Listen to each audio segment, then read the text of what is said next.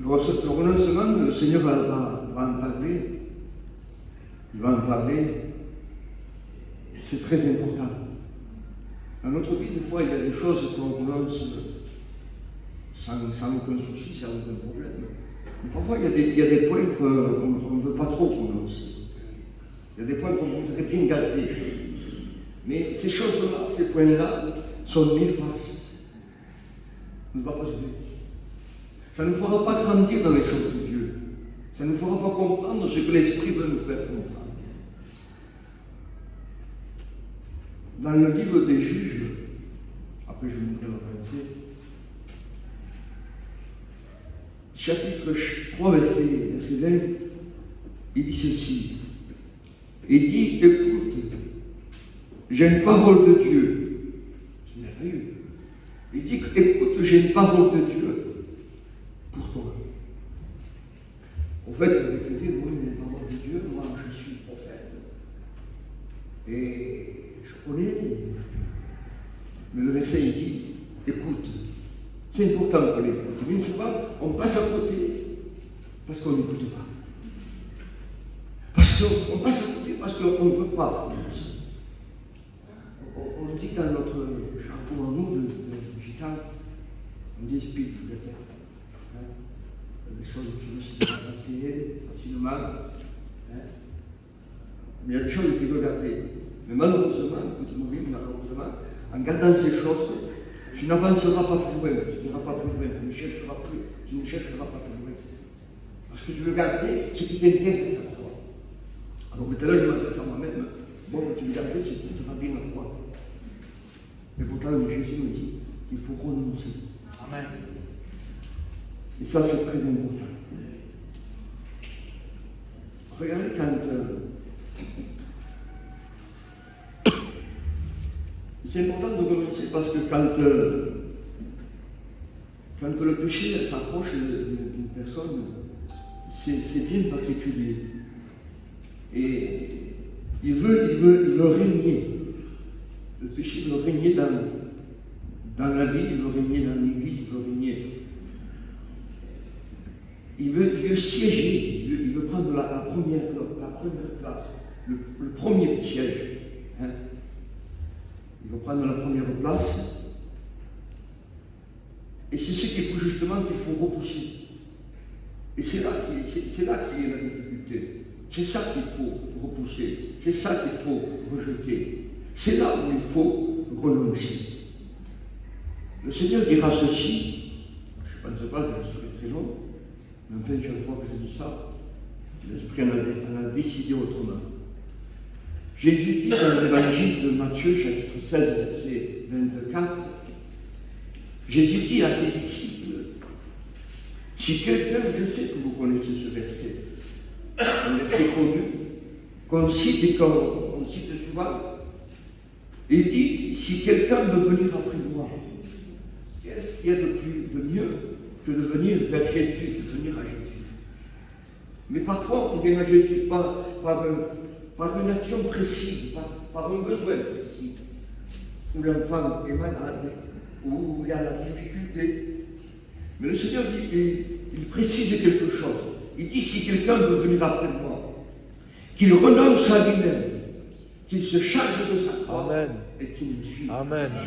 Et là, c'est un petit peu plus dur, plus difficile. Si tu veux venir à Jésus-Christ, c'est la plus belle chose. Venir à Jésus, ça veut dire suivre Jésus, suivre les empreintes de Jésus, pas après pas. Ça veut dire ça, suivre Jésus-Christ. Mais le verset, il dit, il est bien précis, le verset, il est clair. Qui se charge de sa croix, qui renonce à lui-même. Alors je me suis posé moi-même la question. Et je me suis dit, pourquoi faudrait-il renoncer à moi-même? Je vais vous dire quelque chose vite fait. C'est parce que moi, je n'ai pas les moyens, tout seul, d'accomplir ma volonté de Dieu. C'est-à-dire que le texte il dit que la chair a des désirs contraires à ceux de l'esprit. C'est-à-dire qu'ils sont inimitiés.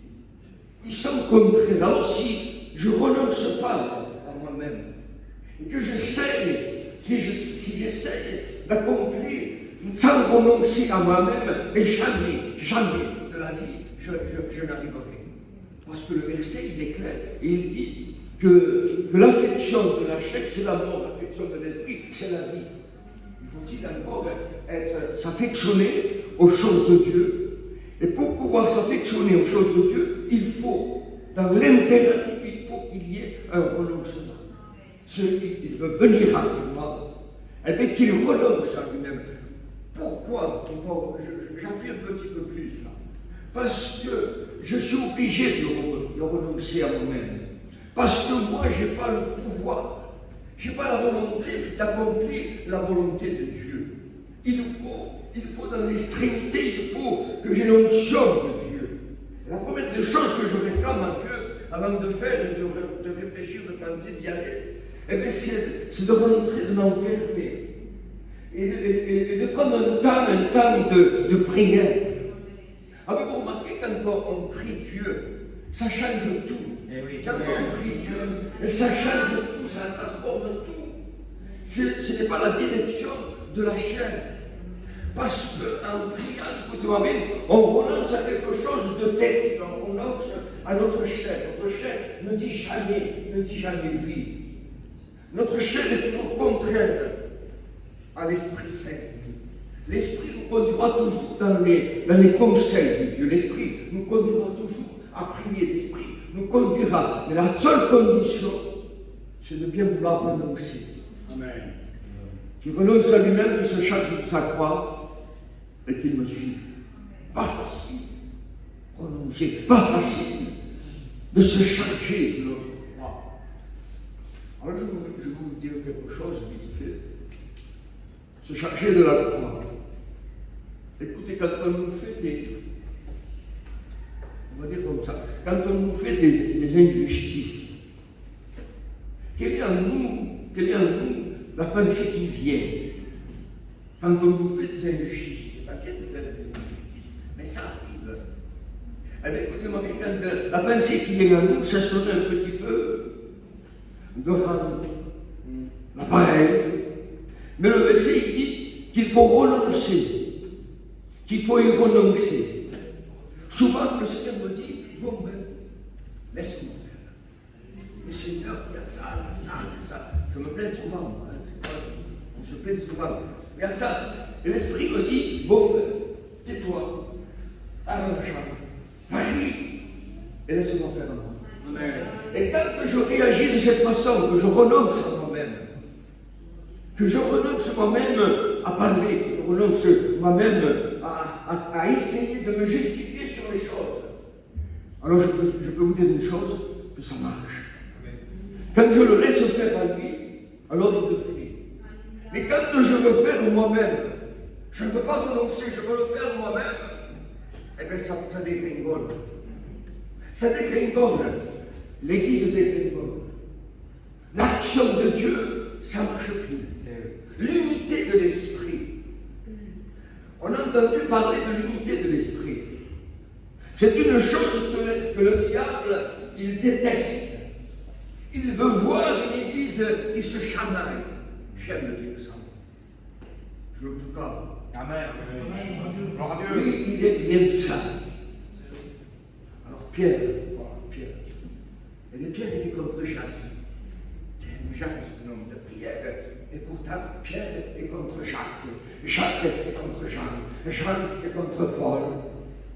Et ça suscite, écoutez-moi bien, un esprit de jalousie, suscité par un esprit de jalousie et de rivalité. Alors j'ai dit, mais maintenant, explique-nous, quel est le point, pour quelle raison? Parce que Jésus, il dit, si 2 ou 3 vous serez rassemblés à mon nom, quoi que ce soit que vous demanderez au Père, moi, il dit, je vous l'accorderai. La condition, c'est dans l'unité de l'esprit. Alors l'Apocalypse, il dit, moi, il dit, je marcherai, je ferai des allées-venues dans le corps du Christ. Déjà, on commence à saisir mieux que Jésus veut exaucer son Église. Jésus, il veut, au sein de l'Église, au milieu de l'Église, il veut qu'il y ait des signes, des miracles, des prodiges et des guérisons divines. On ne pose pas les mains pour imposer les mains. On ne prie pas pour prier, on prie pour recevoir. Et ça, c'est pas moi qui le dis, c'est pas aucun prophète, c'est Jésus-Christ. Jésus-Christ, il dit qu'on doit prier pour recevoir de Dieu. Je reviens. Il faut renoncer. Si on n'arrive pas à renoncer à nous-mêmes, il n'y aura pas dans l'Église l'exaucement qu'il devrait y avoir. Si on ne renonce pas à nous-mêmes, un sera contre l'autre. Parce qu'on pourra toujours avoir raison. Vous savez, c'est grave. Même le prophète, c'est grave. Moi, c'est toi qui as raison. C'est grave, ça. Mais écoutez-moi bien, la raison de l'homme, c'est pas la justice de Dieu. Avec tes raisons, tu étouffes l'Église. Ah, c'est drôle, mais tu étouffes l'Église. Avec ta raison, tu renonces pas à toi-même, tu n'unis pas devant la face de Dieu. C'est difficile le choix, pour eux. Eh oui, c'est difficile. Parce que, écoutez-moi bien, s'il n'y a pas de renoncement à nous-mêmes, quelle est la personne de la vieille nature qui va revenir au peuple gitan? Eh bien, c'est moi. C'est moi, le vaillant héros, la vieille nature, la chair. Alors ça va remplacer cette chair, cette vieille nature, va remplacer quelque chose. Ça va remplacer l'humilité qui précède la gloire. L'esprit. Croyez-moi l'esprit. L'ennemi de notre âme esprit. Il cherche à briser ce que Dieu a construit. Oui, parce que nous, écoutez-moi bien, nous sommes le temple de l'esprit. Ça veut dire que c'est lui qui a construit. Ma Saint-Dieu. C'est lui qui a construit. Mais lui, écoutez-moi bien, c'est l'ennemi juré. Oui, il veut détruire la construction par l'esprit. Il veut détruire ce que le Saint-Esprit a construit. Alors on se pose la question, comment Jésus a construit l'Église? Comment il a construit l'Église? Il a construit l'Église, il a fait naître, déjà en descendant de son ciel de gloire. On coûte cher, Seigneur. On ne devrait pas renoncer à ce que Dieu nous a racheté. Pour nous racheter, est-ce que le mériter, ça? Moi, je le mérite avant de me racheter. Pas du tout. Notre personnalité, elle est orgueilleuse. Notre personnalité, il dit, c'est moi. Notre personnalité pense à elle-même. Vous voyez, me parlons, c'est genre. Ma fille, vous savez, quand je dis c'est moi, je m'adresse à moi. Amen, c'est vrai. Quand le monde me dit, c'est genre. Vous voulez. On dit Zinda. Il dit que c'est lui. Vous voulez, il dit que c'est lui. Pas toi. Amen. C'est lui. C'est lui qui a payé. Tu ne devrais pas prononcer. Car il ne t'a pas fait une. Si tu m'as fait une, tu ne m'en feras pas deux. Parce que moi, c'est pas quelque chose, toi. On n'est pas quelque chose. Vous voulez que je vous dise comment on est venu sur la terre? Seigneur, avec l'amour qu'il nous a fait. On est venu de la poussière de la terre. Vous savez, ça aurait été extraordinaire. Il aurait choisi de l'or, il aurait choisi de l'argent, il aurait choisi du diamant, la poussière de la terre. Il nous a choisi de la poussière de la terre. Il nous a formés. Il dit, mais Chine, c'est la porte de Goyou, c'est pas passé là. C'est la poussière de la terre. Ils vont pas être orgueilleux. Quand tu sors, quoi? Tu sors de la poussière de la terre. Et qui c'est qui t'a formé? C'est l'Éternel. Grand et redoutable. Oui, c'est lui qui est grand, c'est lui qui est redoutable. Grand et redoutable dans les combats. Souvent je dis, Seigneur, je ne suis pas terrible. Mais il n'aime pas que je dise ça. Il a su, vous savez qu'est-ce qu'il me répond? Il me dit, mais bon, je ne t'ai jamais dit d'être terrible. Je t'ai dit d'avoir la foi. Je ne t'ai jamais demandé être terrible, je te demande de croire, je te demande de faire évidence. Tu as remarqué, mon père, quand tu veux le faire toi, tu dis, Seigneur, c'est cool. Mais par contre, quand c'est moi qui le fais, tu as remarqué aussi que ça marche. Tu as remarqué que ça marche quand c'est moi qui le fais. Donc écoute-moi, mais pour que ce soit lui qui le fasse, qu'est-ce qu'il faut? Et il faut renoncer. Il faut que nous, on diminue, jusqu'à ce que de disparaître. Tant que la chair est là, elle ne disparaît pas. Il faut qu'on diminue jusqu'à ce que la chair disparaisse. Il ne faut pas qu'on apparaisse, nous. On est appelé à disparaître. Et quand c'est là, écoute-moi, quand on a renoncé et qu'on a disparu aux yeux de Dieu, c'est là, on a renoncé, on a disparu. C'est là que lui, il cherche sa gloire. C'est là que lui, il se glorifie. C'est là que lui, il se sert de nous, il se sert de moi, parce qu'il est roi, Comment que Jésus, il est rentré dans Jérusalem, ça m'a touché énormément. Vous savez, c'est le révolu, Jésus pouvait rentrer sur un cheval blanc, extraordinaire, il aurait pu monter sur un cheval blanc. Avez-vous remarqué le révolu, comment il est rentré dans Jérusalem? Qui tout ça? Comment il est rentré Jésus dans Jérusalem? Sur le dos de l'âne. Même pas un homme adulte. Même pas un homme adulte. C'était sa monture. Écoutez, remarquez quelque chose. Remarquons quelque chose. Quand il rentre dans Jérusalem, sur le dos de l'âne, vous avez remarqué quelque chose? Qui c'est qui l'acclame? Qui c'est qui le réclame? C'est tous les enfants. Et comment il l'acclame? Il disait, béni soit celui qui vient au nom de l'Éternel. Comment il jonchait la route de Jésus-Christ? Comment il jonchait sa route? Avec des vêtements. Avec leurs vêtements, il jonchait. Et puis il rentre dans Jérusalem. Il rentre. Le roi de gloire, il rentre dans Jérusalem, revêtu d'humilité. Il rentre, le roi de gloire, il quitte son ciel de gloire. Il quitte sa gloire, il vient sur la terre.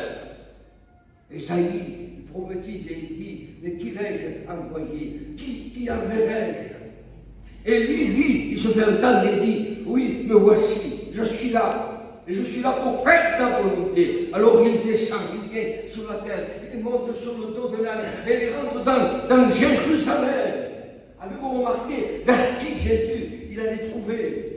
Il allait trouver ceux qui disaient Saint et l'Éternel. Il allait trouver le temple, non. Il allait vers les malheureux, ceux qui avaient besoin de la grâce de Jésus. Parfois, ça ne vient plus. Quand on parle, personne. On a déjà entendu parler des compassions de Jésus. Les compassions de Jésus étaient toujours vers les malheureux. Jésus se trouvait toujours, on cherchait Jésus, où c'est qu'il était? Il était vers les affamés. Tenez pas les affamés. Jésus se trouvait là. Il se trouvait là. Alors écoutez-moi bien, c'est très important de renoncer à certaines choses, en particulier à notre vie orgueilleuse. Jésus dit renoncez à ça. Parce que si vous ne renoncez pas, vous n'y arriverez jamais. Ça veut dire comment on est faux. Je parle pour moi. Comment que des fois on est faux. On se détourne vite fait. Pourtant Dieu a misé sur nous. Dieu a misé sur l'Église. Mais notre esprit est vite détourné. On se détourne. Moi je dis que ça c'est de la fausseté. C'est pour ça que Jésus dit renoncez. Renoncez à vous-même, parce que vous n'y arriverez jamais. Bon, si tu ne renonces pas, tu ne pourras pas t'apporter ton but. Tu n'y arriveras jamais. Il faut que tu renonces à toi-même. Il faut que tu viennes au pied de la croix. Ah, c'est merveilleux de venir au pied de la croix. Se lever le matin et puis venir à ses pieds, lui reconnaître ce qu'on est, pas la même chose. Le verset, j'aime beaucoup ce verset qui dit l'humilité précède la gloire. Mais l'orgueil aussi t'éleva. L'orgueil va façonner, va à l'écrasement. Et on a besoin de reconnaître que sonner se connaît, on est par la grâce de Dieu. Si on enlève la grâce de Dieu, si on ne renonce pas et qu'on enlève la grâce de Dieu, eh bien on ne pourra pas aller plus loin. On ne pourra pas, c'est pas possible. Même si on a une connaissance, même si on a quelque intelligence, même si on a du savoir, même si on a du tact, même si on a la façon de faire, ça ne marchera jamais. Parce que Jésus il dit, si vous ne renoncez pas à vous-même, mais c'est moi qui le fais, c'est moi qui va, c'est moi qui fais. Oui, mais tu n'arriveras jamais de la vie. Si tu ne renonces pas à toi-même, si tu ne laisses pas faire à lui, si tu ne renonces pas à toi, si je ne renonce pas à moi, ça veut dire c'est moi qui le fais. Maintenant, si je me retire, comprenez ce que je dis. Si je me retire, on dit chiffre. Vous comprenez? Avec les compassions de Jésus. Sur moi, il y a les compassions de Jésus-Christ. S'il y a le renoncement à moi-même, à ma personnalité, je reviens à cette personnalité terrible. Cette personnalité vivra toujours, elle ne va pas mourir. La personnalité, la vieille nature, elle ne veut pas mourir. Vous avez remarqué comment elle va revenir, cette vieille nature. Et cette vieille nature, souvent, elle parle. Elle dit, c'est moi. Me voici, c'est moi. Mais cette vieille nature est appelée à mourir. Amen. Cette vieille nature est appelée à mourir. Il faut la faire mourir. Parce que tu peux avoir des connaissances. Avec cette vieille nature, tu n'arriveras jamais à conduire le peuple de Dieu. Tu peux avoir de la sagesse, tu peux avoir de l'intelligence. Mais jamais de la vie, tu arriveras. Je veux conclure, écoutez-moi même, en vous parlant de deux hommes de Dieu. Extraordinaires dans leur façon de faire. C'est David, l'homme de Dieu, l'homme qui va combattre au nom de l'Éternel. C'était un vaillant héros. Il était vaillant. Et quand Goliath se mettait en face, David, il vient, c'était qu'un jeune homme, et il dit, laissez-moi, moi, le combattre. Saül était épouvanté. Il dit, mon fils, c'est pas possible, tu ne peux pas, c'est un géant, il fait bientôt 4 mètres, tu n'y arriveras jamais. Lui, écoutez-moi bien, il prend une fronde, vous connaissez le récit, l'histoire, il prend une simple fronde, et tant qu'on restera dans la simplicité, ça marchera. Quand on compliquera, ça ne marchera plus. Mais tant qu'on restera dans la simplicité des choses, Dieu nous accompagnera. Et c'est ce qui va se produire pour David jusqu'ici. Jusqu'ici, il va aller, puis avec une simple forme, il va abattre le Goliath. Terrassé, peuré, fini, avec sa propre épée, il lui coupe la tête. Oui, écoutez-moi bien ce que ça nous représente, ça.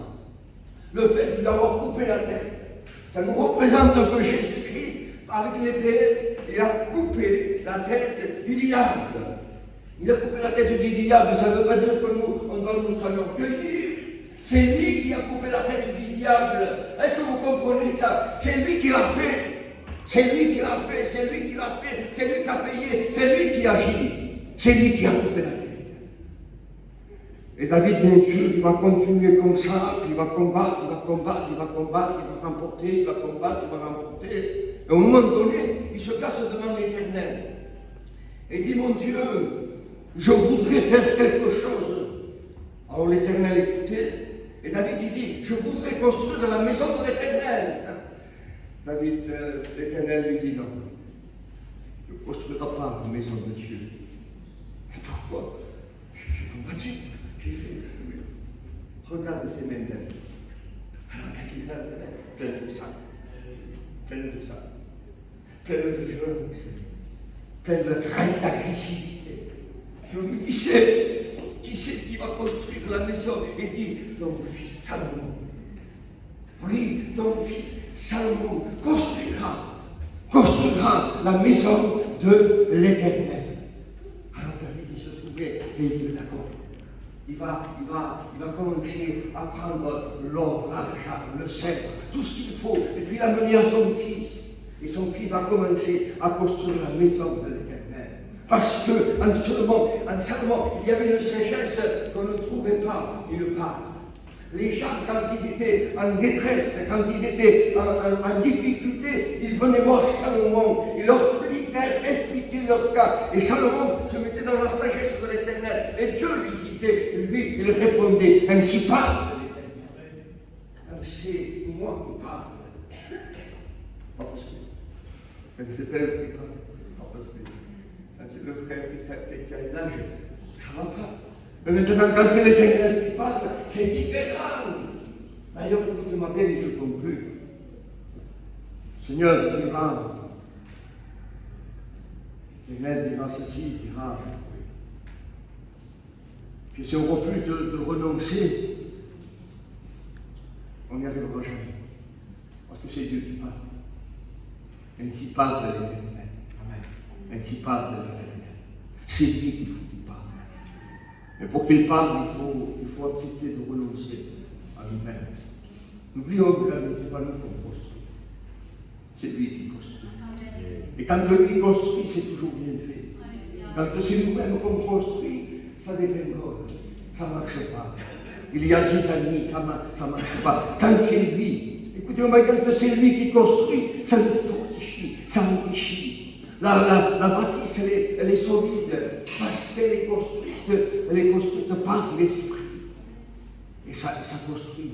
Quand on construit, c'est construit par l'Esprit. Et l'Esprit nous approuve, l'Esprit nous fortifie, l'Esprit nous accorde la sagesse, l'intelligence. On en a besoin plus que jamais d'être sage, d'être intelligent. Je conclue en vous disant ceci. On ne comprend pas toujours tout. On ne sait pas toujours tout. Mais moi, je ne sais pas toujours tout. Mais je fais une chose. Avant d'aller le faire, quand on m'appelle quelque part, il ne va pas lâcher sur un coup de tête. Je demande un temps. Accordez-moi un petit temps. Allez, je me place devant la face de mon Père, devant la face du Seigneur. Et je lui dis, mais Seigneur, toi qui sais tout, toi qui connais tout, toi qui vois tout.